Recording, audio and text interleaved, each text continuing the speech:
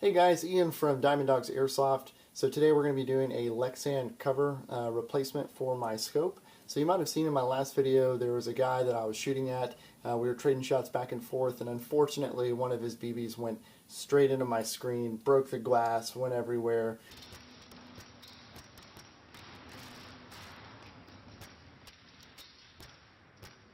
And so today what we're going to do is we're going to take some Lexan, we're going to replace that glass cover, and we're going to make sure that going forward I don't have to worry about somebody shooting out my lens. So that's what we're going to do today. So the first thing you're going to want to do is take your sheet of Lexan and mark out an area from where you're going to make the shape you need. To do this, I'm just going to use a mechanical pencil and draw out my lines. By cutting down our shape, we can start to focus on what it is that we need to cut without having to worry about this big bulky excess sheet in our way. Once you've marked out an area, go ahead and use your scope as a template to get the approximate shape of the final piece of your cover. This piece will still be a little large, but it will give us a great starting shape to trim down so we can fit it inside the scope later on.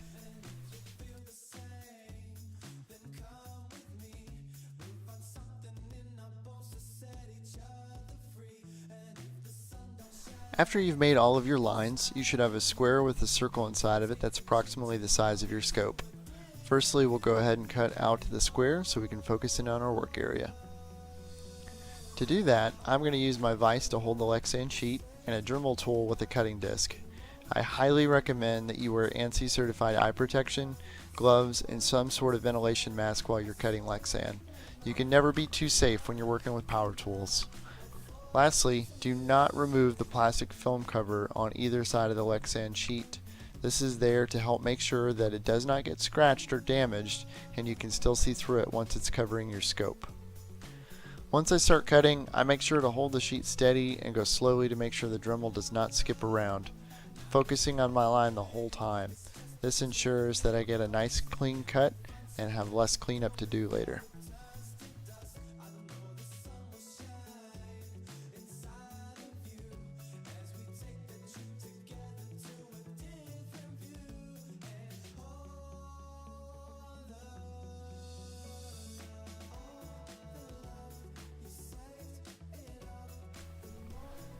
After I've cut out my square so I can focus on my work area, I begin to shave off the corners of the square, getting closer and closer to the circle I originally drew using my scope as a template.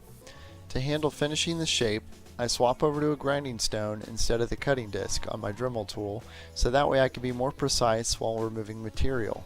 And occasionally, I'll stop to check it against the scope just to make sure that I've not removed too much. Lastly, I'll use hand files to clean up the edges and do any finishing to get the fit that I would like inside the scope.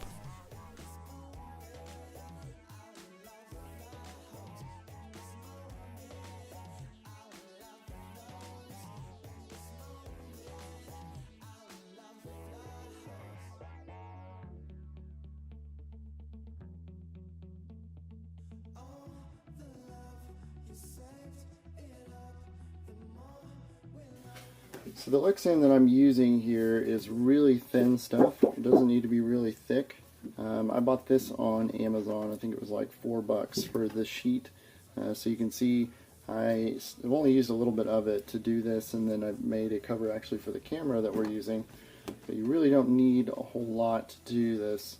And when we were grinding it down, you'll see there's some sections where I bust out these guys right here. And so what you're doing is you're just taking it and grinding down those edges. This is the sheet that we pulled off. You can just grind down those edges and make sure that you're getting a good clean seal. So what we're going to do is, if you look, I'm going to see if I can get a good angle on this with the light. So if you see, it's not a really clean edge around the outside. That's okay. It's actually probably better that it's not a super clean edge around the outside, because what that allows me to do is, if for some reason this gets really scratched up or damaged, right, I'm just not happy with it anymore, I can take a small screwdriver and I can just pull that piece of plastic back out, just really carefully, really gently, and then remove it.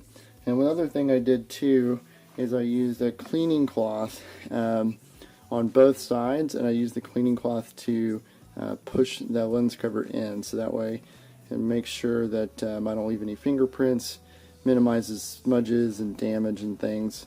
So it just makes for a cleaner install. So here it is, the finished product looking down the sight. If you guys liked this video, feel free to like. If you didn't, feel free to dislike. There will be more Diamond Dogs content coming live shortly, so if you want to check out more of our upcoming videos, please subscribe. Thanks again for watching.